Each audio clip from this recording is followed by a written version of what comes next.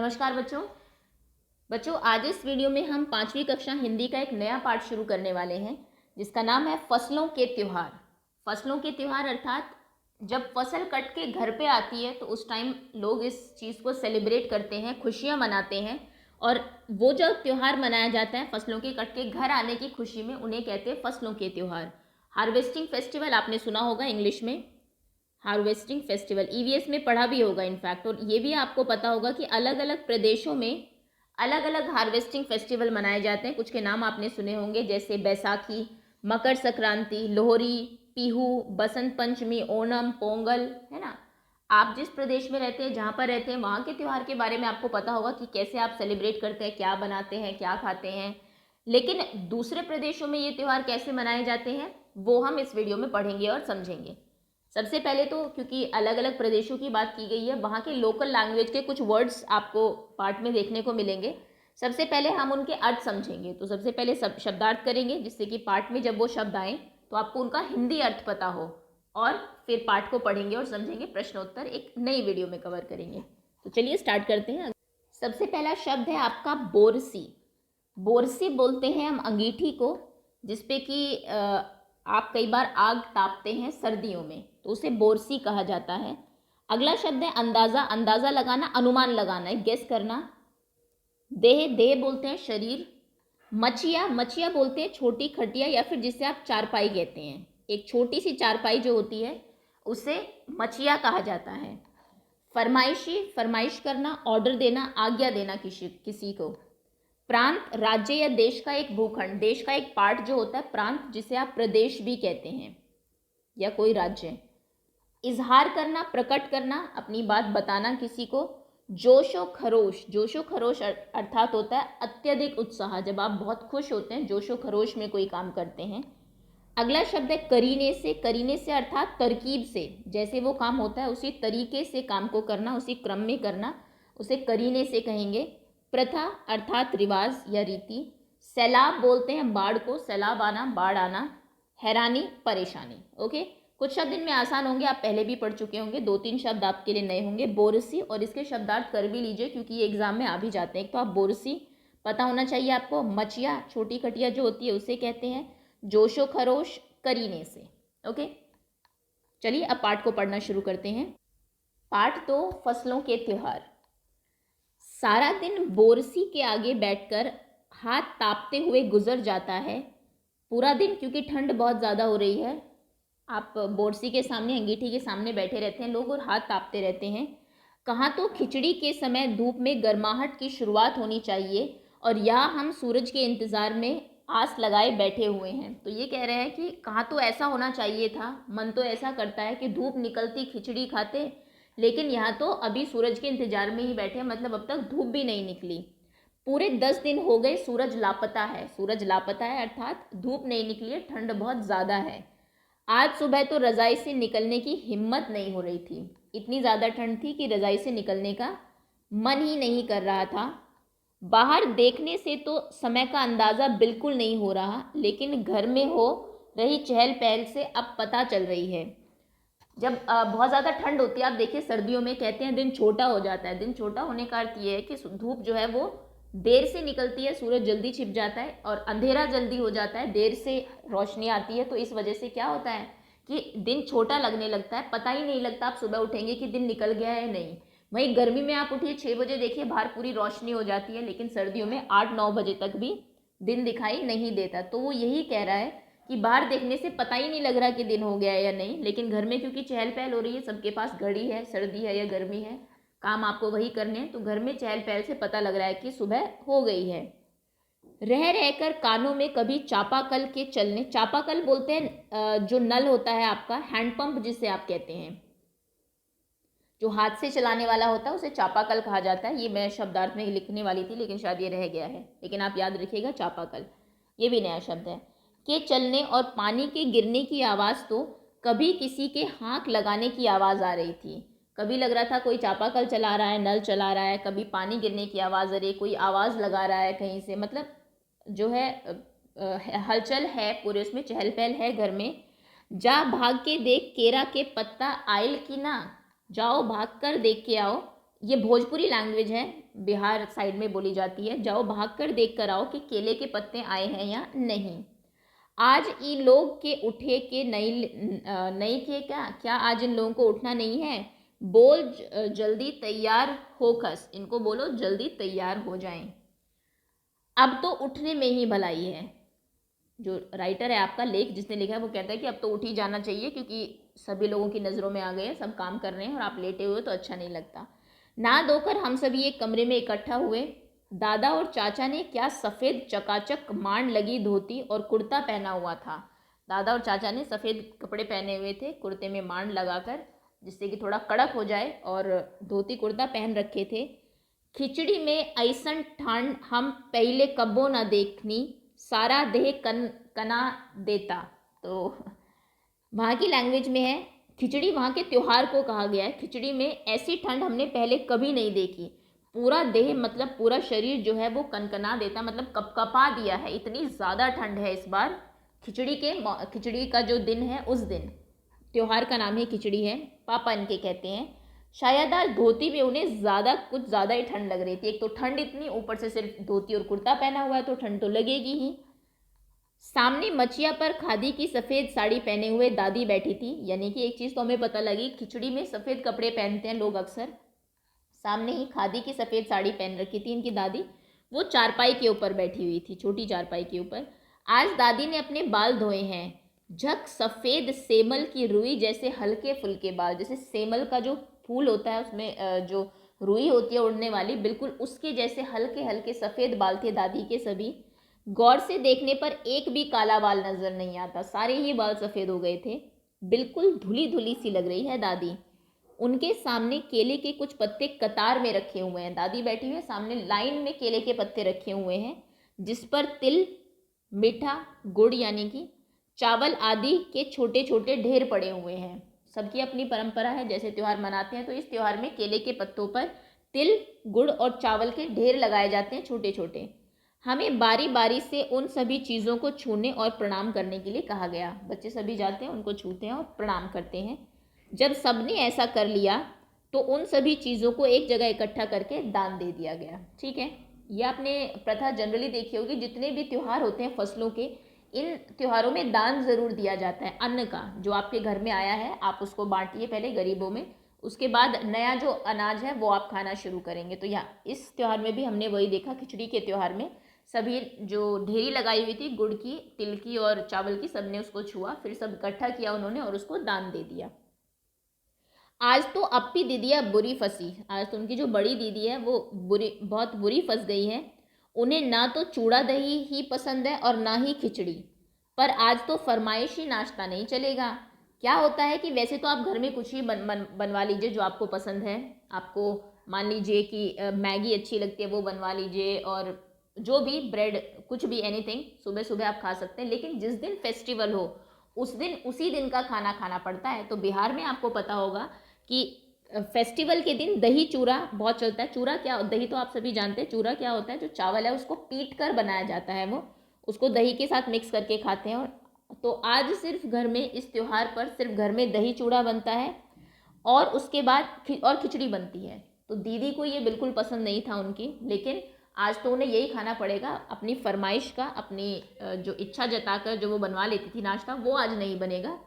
सभी को त्यौहार के दिन वही खाना खाना पड़ता है जो बना हुआ है। उन्हें दोनों ही खानी और दोनों ही चीज़ें खानी पड़ेंगी, खाना भी दोनों पड़ते हैं। ऐसा नहीं कि चलो एक खा लिया दूसरा छोड़ दिया। आज खिचड़ी जो है, क्योंकि आज खिचड़ी का त्यौहार है, खिचड़ी खाने के बाद सभी ने गया से आए तिल, गया जगह का नाम है बिहार में ही, तो वहाँ से तिल आए थे।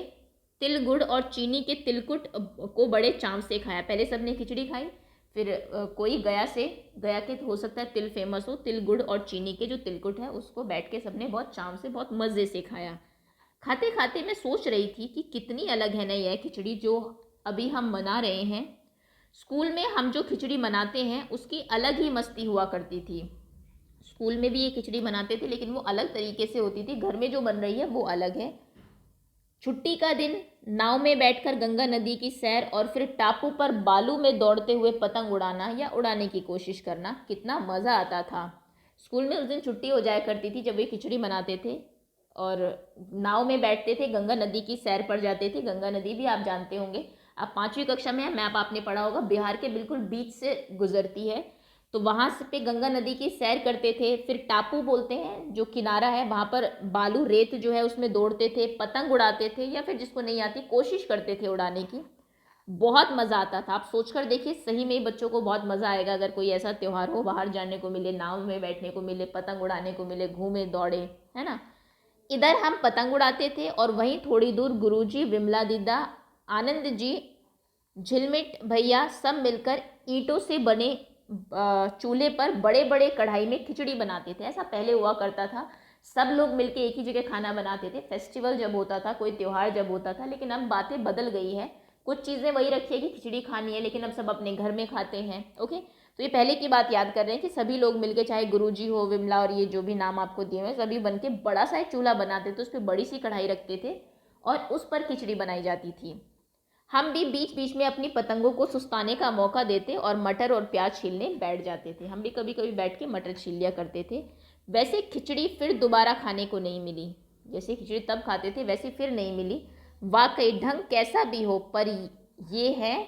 पर है ये खुशियों का त्यौहार। खैर, मनाए कैसे भी, चाहे सब मनाएं, गंगा किनारे बैठे या घर बैठ के मनाएं, लेकिन होते जो त्यौहार हैं वो खुशियों के त्यौहार होते हैं, खुशियाँ लाते हैं घर में।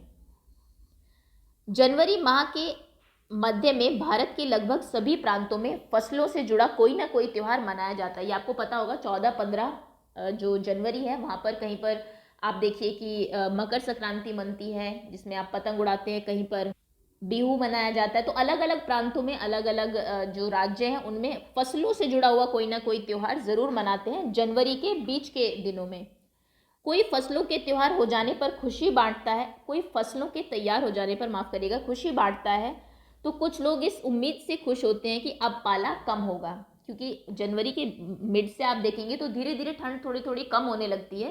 फरवरी तक आते आते मौसम अच्छा हो जाता है। तो दोनों ही खुशियाँ होती है कि एक तो फसल नई घर में आई है, उसकी खुशी है, एक अब धीरे धीरे ठंड कम होने लगेगी, उसकी भी खुशी लोगों को होती है।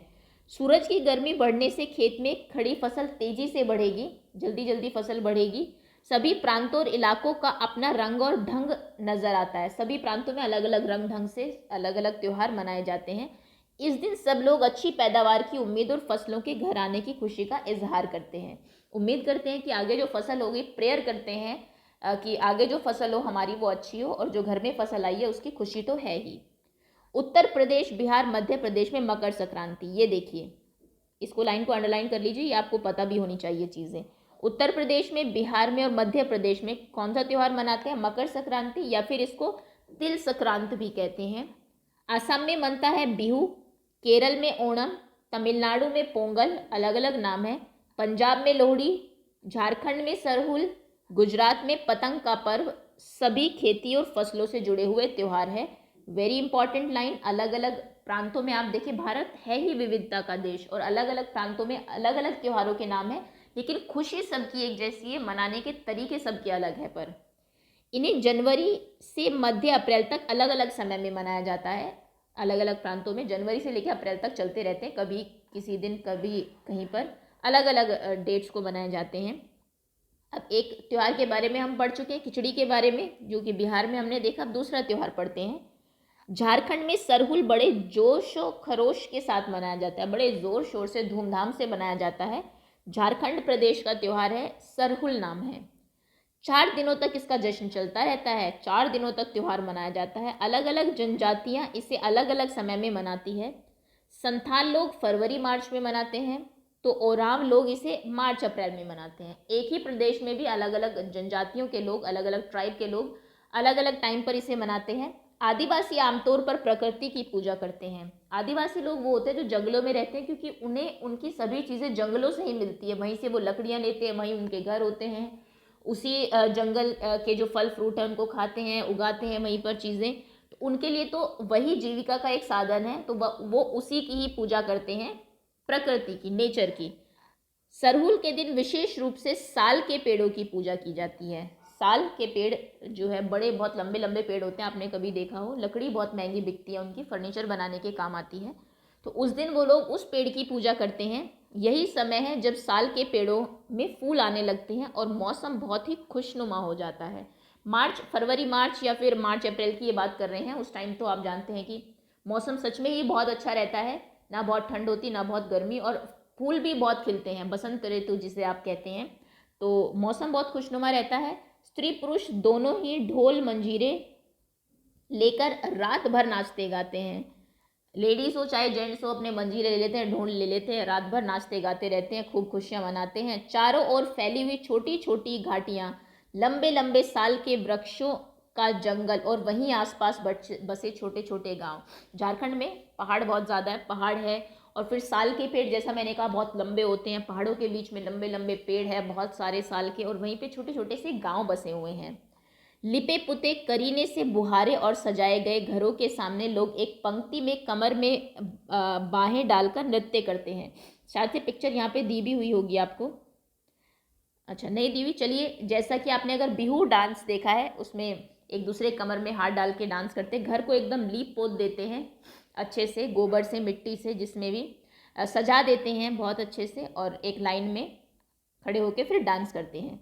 अगले दिन वे नृत्य करते हुए घर घर जाते हैं और फूलों के पौधे लगाते हैं। अरे वाह, अलग सभी के घर घर जाएंगे और वहाँ पर फूल के पौधे लगाते हैं लोगों के घरों में। घर घर से चंदा मांगने की भी प्रथा है, वहाँ से कुछ मांगते भी हैं जो मिल जाए, पर चंदे में मालूम है क्या मांगते हैं? मुर्गा, चावल और मिश्री। मुर्गा मांगते हैं, चावल और मिश्री मांगते हैं लोगों से चंदे में, पैसा नहीं।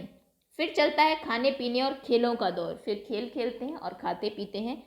फिर दूसरे दिन ये काम करते हैं। पहले दिन नाचते गाते हैं, घरों को लीपते पोतते हैं, दूसरे दिन चंदा मांगते हैं, और फिर तीसरे दिन क्या होता है? पूजा होती है, जिसके बाद लोग अपने कानों में सरई के फूल पहनते हैं। सरई के फूल आप देख सकते हैं, सफ़ेद रंग के होते हैं, आई थिंक, छोटे छोटे, अपने कानों में उनको पहनते हैं और फिर पूजा करते हैं। इसी दिन से बसंत ऋतु की शुरुआत मानी जाती है। इसी दिन से वहाँ पर मानते हैं कि अब बसंत शुरू हो गया है। धान की भी पूजा होती है, जो चावल है उसकी भी पूजा होती है। पूजा किया हुआ आशीर्वादी धान अगली फसल में बोया जाता है। जो आपको उगाना है अगले साल, वो जो बीज के रूप में आपने रखा हुआ है, उसकी पूजा होती है, जिससे कि पैदावार आपकी अच्छी हो। ये हमने पढ़ा सरहुल के बारे में, जो झारखंड में होता है। अब अगला त्यौहार देखते हैं। तमिलनाडु में मकर संक्रांति या फसलों से जुड़ा त्यौहार पोंगल के रूप में मनाया जाता है। तमिलनाडु में जो फसलों का त्यौहार है उसे कहते हैं पोंगल। ये देखिए, तमिलनाडु आपको यहाँ पर दिखाया हुआ है, झारखंड यहाँ पर है थोड़ा सा, ठीक। साउथ इंडिया का सबसे नीचे का जो हमारा प्रदेश है तमिलनाडु, पोंगल वहाँ पर मनाया जाता है। इस दिन खरीफ की फसलें, चावल, अरहर आदि कटकर घर में पहुँचती है। तो ठंड में कटने वाली फसलें, चावल वगैरह, वो घर में आती है।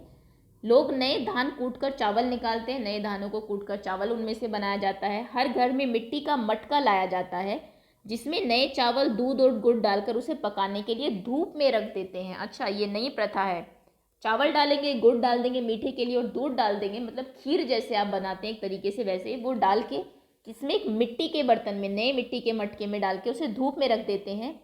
हल्दी शुभ मानी जाती है, इसलिए साबुत हल्दी को मटके के मुंह के चारों ओर बांध देते हैं। पूरी जो हल्दी होती है, पीस कर नहीं, कूट कर नहीं, साबुत हल्दी आपने पता नहीं देखी होगी या नहीं, लेकिन पीस कर वो उसका पाउडर बनाया जाता है। उससे पहले वो अदरक जैसी दिखती है कुछ कुछ, इस तरीके से उसको क्या कर दिया जाता है, मटके के चारों तरफ बांध दिया जाता है। यह मटका दिन के 10:30-12 बजे तक धूप में रखा जाता है। दिन में दोपहर तक इसको धूप में रखते हैं। जैसे ही दूध में उफान आता है, गर्मी की वजह से दूध में उफान आने लगता है और दूध चावल मटके से बाहर गिरने लगता है, तो पोंगला पोंगल, पोंगला पोंगल, इसका मतलब हुआ कि खिचड़ी में उफान आ गया। जो खीर हम बना रहे थे उसमें उफान आ गया है, के स्वर सुनाई देते हैं। सब लोग ज़ोर ज़ोर से ये गाते हैं, ठीक। ये हमने पढ़ा पोंगल के बारे में, जो कि तमिलनाडु में मनाया जाता है। अब देखिए गुजरात स्टेट देख लीजिए। पहले तो वेस्टर्न स्टेट है हमारा, पश्चिमी राज्य है एक, ठीक। दूसरी ओर गुजरात में पतंगों के बिना तो मकर संक्रांति का जश्न अधूरा ही माना जाएगा। आजकल आप वैसे भी देखिए, हर जगह ये रीत चल गई है, मकर संक्रांति में पतंग ज़रूर उड़ाते हैं। तो ये शुरुआत हुई थी गुजरात से। गुजरात में पतंग ज़रूर उड़ाते हैं लोग मकर संक्रांति के दिन। इस दिन आसमान की ओर यदि नज़र उठाए तो शायद हर आकार और रूप रंगों की पतंगे आकाश में लहराती हुई मिले। अलग अलग आजकल तो बहुत सारी जो है डिज़ाइनर पतंग भी आ गई है, तो आपको अलग अलग रंगों की, आकार की पतंग आसमान में दिखाई देंगी। अगर आप ऊपर देखेंगे, आसमान भी ना दिखे शायद आपको, इतनी पतंग वहाँ पर उड़ती है। प्रत्येक गुजराती चाहे तो वह किसी भी धर्म जाति या आयु का हो पतंग उड़ाता है। हर एक गुजराती, चाहे वो किसी भी धर्म का है, हिंदू है, मुस्लिम है, सिख है, क्रिश्चियन है, किसी भी जाति का है, वो पतंग ज़रूर उड़ाता है इस दिन। हज़ारों लाखों पतंगों से सूर्य भी ढक जाता है, सूरज भी ढक जाता है, इतनी पतंगें वहाँ पर उड़ती है। ये हमने पढ़ा किसके बारे में? गुजरात के बारे में। अब हम पढ़ते हैं कुमाऊँ। कुमाऊँ बोल है उत्तराखंड की एक जगह। उत्तराखंड ये देखिए यहाँ पर है भारत के नक्शे में। कुमाऊँ में मकर संक्रांति को घुघुतिया भी कहते हैं। यहाँ पर जो नाम है इसका वो है घुघुतिया। बड़े ही लोकल नाम अब आपको बता रहे हैं। इस दिन आटे और गुड़ को गूंथ कर पकवान बनाए जाते हैं। आटे में गुड़ को डाल के, ऑब्वियसली गुड़ को पहले पानी में मिलाते हैं, फिर डालते हैं, फिर पकवान बनाते हैं। इन पकवानों को तरह तरह के आकार दिए जाते हैं, और पकवान ऐसे नहीं सिर्फ ऐसे ही डाल दिए, अलग अलग शेप देते हैं पहले उन्हें आटे को, जैसे डमरू, तलवार, दाड़िम का फूल आदि। फूल की शेप देंगे, डमरू की शेप, दाड़िम का फूल कुमाऊँ में बहुत फेमस है, आप गूगल करके भी देख सकते हैं। ये शेप उनको देते हैं और फिर उसका पकवान बनाते हैं। पकवान को तलने के बाद एक माला में पिरोया जाता है। पकवान खाते नहीं, एक माला बनाते हैं और उसमें इन सभी पकवानों को पिरोते हैं। माला के बीच में संतरा और गन्ने की गंडेरी पिरोई जाती है। माला के बिल्कुल बीच में एक संतरा और गन्ना जो होता है उसको छोटा सा काट के वो पिरोया जाता है। यह काम बच्चे बड़े रुचि और उत्साह के साथ करते हैं। ये काम माला बनाना, गन्ना डालना, उसमें संतरा डालना, ये बच्चे बहुत खुशी खुशी कर लेते हैं।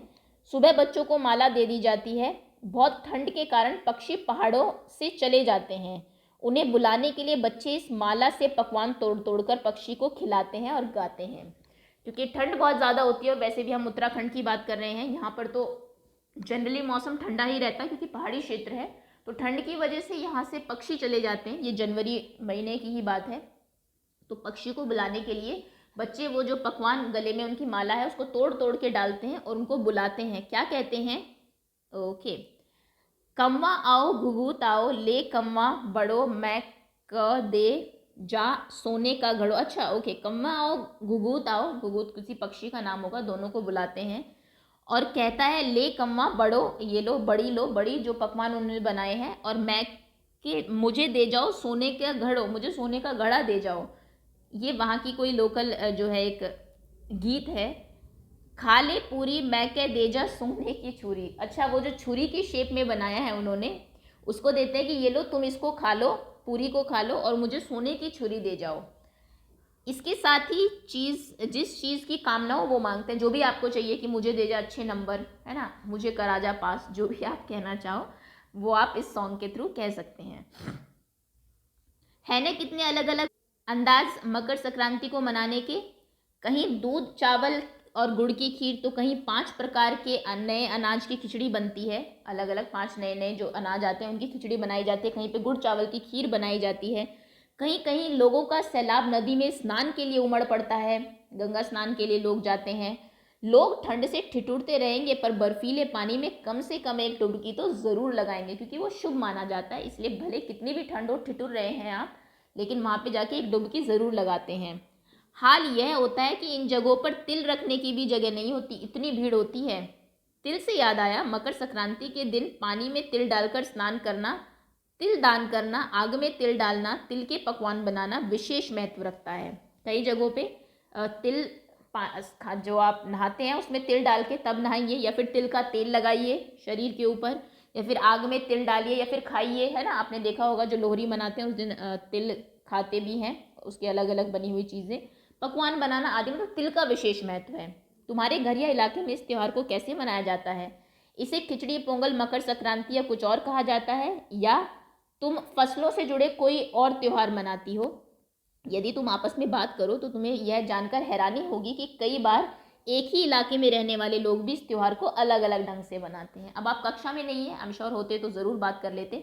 अब हम ऐसे बात कर सकते हैं, आप कमेंट सेक्शन में लिख सकते हैं कि आपके यहाँ पर ये त्यौहार कैसे मनाया जाता है, और एक तरीके से डिस्कशन भी हो जाएगा। सो दैट्स ऑल स्टूडेंट्स, ये था आपका पार्ट। उम्मीद है आपको मज़ा आया होगा। दूसरे जगहों पर लोग कैसे त्यौहार मनाते हैं उनके बारे में जानकर और उनके बारे में सुनकर, और अपने आप से थोड़ा सा कंपेयर भी आपने किया होगा। हो सकता है आप में से कोई बच्चा बिल्कुल ऐसे ही मनाता हो जो पाठ में दिया हुआ है। सो बहुत बहुत धन्यवाद आपका। बहुत जल्दी इसके प्रश्न उत्तर हम लोग कर लेंगे। धन्यवाद।